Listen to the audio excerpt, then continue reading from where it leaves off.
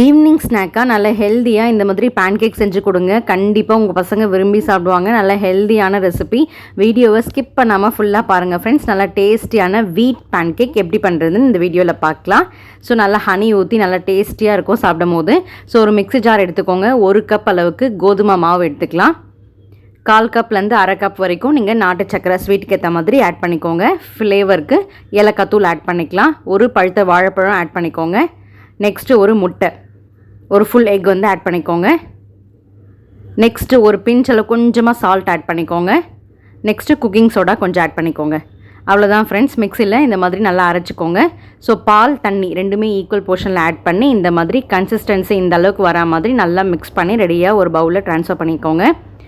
So இப்போ வந்து ஒரு நான்ஸ்டிக் பேன் அல்லது வந்து நீங்கள் நார்மல் அயன் தவா கூட யூஸ் பண்ணலாம். அதில் வந்து நெய் அல்லது பட்டர் ஆட் பண்ணி நல்லா இந்த மாதிரி ஸ்ப்ரே பண்ணி விட்டுட்டு இந்த மாதிரி ஒரு கரண்டி எடுத்து அப்படியே ஊற்றி விட்டால் போதும். நீங்கள் ஸ்ப்ரெட் பண்ண வேண்டாம், அதுவே ஸ்ப்ரெட் ஆகிடும். ஸோ சிம்மில் வச்சுக்கோங்க. இந்த மாதிரி மூடி போட்டுக்கோங்க.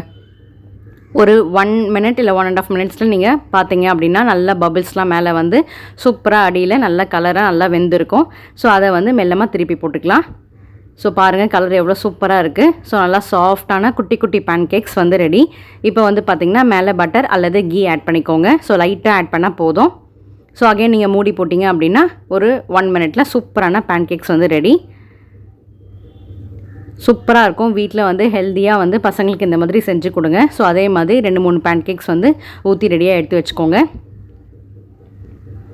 ஈவினிங் டைமில், நைட் டைமில் இல்லை மார்னிங் பிரேக்ஃபாஸ்ட் கூட இந்த மாதிரி நீங்கள் ஹெல்த்தியாக நல்லா டேஸ்டியாக செஞ்சு கொடுத்தீங்க அப்படின்னா சூப்பராக விரும்பி சாப்பிடுவாங்க. இப்போ வந்து இதில் டேஸ்ட் கொடுக்குறதே இந்த ஹனி தான். ஸோ குழந்தைங்களுக்கு பிடிச்சமான இந்த ஹனியை ஸ்ப்ரெட் பண்ணி கொடுங்க. சூப்பரான பேன்கேக் ரெடி. இந்த மாதிரி ஈஸி அண்ட் ஹெல்த்தி ரெசிபீஸ்க்கு ஜோ சமையலை மறக்காமல் ஃபாலோ பண்ணிவிடுங்க. இந்த வீடியோ பிடிச்சிருந்தா கீழே எஸ்ன்னு கமெண்ட் பண்ணுங்கள். வீடியோ லைக் பண்ணுங்கள். தேங்க்ஸ் ஃபார் வாட்சிங். பாய்.